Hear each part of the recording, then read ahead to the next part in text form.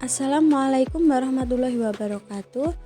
Perkenalkan, kami dari kelompok 2 yang beranggotakan 1. Yuani Eka 195231126, 2. Rohmatul Aprilia 195231152, yang ketiga Nur Latifah 195231165, yang keempat Fania Zabrina 195231177.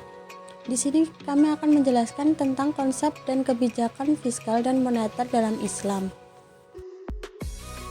Kebijakan fiskal dalam Islam. Kebijakan fiskal adalah kebijakan pemerintah dengan menggunakan instrumen fiskal seperti pajak, transfer, atau belanja pemerintah yang ditujukan untuk mempengaruhi indikator-indikator makroekonomi seperti pertumbuhan ekonomi dan inflasi. Instrumen kebijakan fiskal yang menaikkan pajak akan menurunkan daya beli masyarakat serta menurunkan output industri secara umum, yaitu A. Kebijakan fiskal dalam Islam. Kebijakan fiskal merupakan suatu kewajiban negara yang meningkatkan kesejahteraan rakyat dan menciptakan mekanisme distribusi ekonomi yang adil. B. Instrumen fiskal dalam ekonomi Islam memiliki semua model alat fiskal seperti diterapkan dalam ekonomi kontemporer. Instrumen fiskal ekonomi Islam adalah pajak, pengeluaran dan penerimaan pemerintah, serta zakat. Instrumen fiskal yang digunakan dalam ekonomi Islam. Yang pertama, zakat. Zakat memiliki posisi penting, strategis, dan menentukan baik dari segi ajaran Islam maupun dari segi pembangunan kesejahteraan umat manusia. Di dalam zakat pun akan membantu mendorong pembangunan ekonomi karena menjalankan harta yang didiamkan, distribusi pendapatan bagi kaum kaya dan kaum miskin, serta meningkatkan permintaan agregat dalam skala ekonomi makro. Salah satu sebab belum berfungsinya zakat sebagai instrumen pemerataan dan belum terkumpulnya zakat secara optimal di lembaga-lembaga pengumpulan zakat karena pengetahuan masyarakat terhadap harta yang wajib dikeluarkan zakatnya masih terbatas pada sumber-sumber konvensional yang secara jelas dinyatakan dalam Al-Quran dan Al-Hadis. Yang kedua, pajak khusus merupakan penentuan pemungutan tergantung kondisi perekonomian negara dalam memutuskan besar pajak yang akan dipungut. Kebijakan ini bersifat kondisional. Yang ketiga adalah pajak. Pajak merupakan iuran kepada negara yang dapat diwajibkan membayar, yang sudah ada peraturan-peraturan yang dibuat oleh pemerintah, yang berfungsi untuk membiayai pengeluaran-pengeluaran umum yang berhubungan dengan tugas negara penyelenggaraan pemerintahan. Pada masa Rasulullah, pajak merupakan sumber utama pendapatan negara. Ada beberapa jenis pajak yang dipungut meliputi 1. Jizyah, yaitu pajak yang dibayarkan oleh orang-orang non-muslim khususnya ahli kitab, jaminan perlindungan jiwa, harta, dan ibadah. Yang kedua adalah kharaj, adalah pajak tanah dari non-muslim. Kharaj merupakan pajak khusus yang diberlakukan negara atas tanah-tanah produktif yang dimiliki rakyat. Yang ketiga adalah usyar, merupakan sumber pajak khusus yang dikenakan atas barang niaga yang masuk ke negara Islam atau impor. Menurut Umar bin Khattab, ketentuan ini berlaku sepanjang ekspor negara Islam kepada negara yang sama juga dikenakan pajak ini.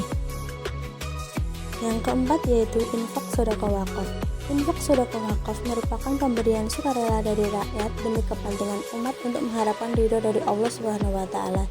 Yang kelima yaitu ghanimah. Ghanimah merupakan pendapatan negara yang didapat dari kemenangan perang. Yang keenam adalah khums. Khums adalah 1/5 dari bagian pendapatan ghanimah akibat dari ekspedisi militer yang dibenarkan oleh syariah. Yang ketujuh adalah fai. Fai merupakan pendapatan negara selain yang berasal dari zakat, yang termasuk di dalamnya adalah kharaj, jizyah, ghanimah, usyur, dan pendapatan dari usaha komersil pemerintah. Itu ekonomi Islam yang berimplikasi bagi penentuan kebijakan fiskal. Di dalam ekonomi Islam yang berkaitan pada kebijakan fiskal, tujuannya untuk menciptakan stabilitas ekonomi, tingkat pertumbuhan ekonomi yang tinggi, dan pemerataan pendapatan, ditambah yang berkaitan dalam Islam yang sudah dianjurkan oleh Rasulullah. Kebijakan moneter dalam Islam. Kebijakan moneter merupakan kebijakan yang dikeluarkan oleh bank sentral atau otoritas moneter yang meliputi bentuk pengendalian besaran moneter dan suku bunga untuk mencapai tujuan perekonomian yang diinginkan. Adapun prinsip-prinsip dasar ekonomi Islam, kebijakan moneter yaitu 1. Kekuasaan tertinggi adalah milik Allah Subhanahu wa taala. 2. Manusia merupakan khalifah di bumi. 3. Semua yang dimiliki dan didapatkan oleh manusia adalah karena seizin Allah.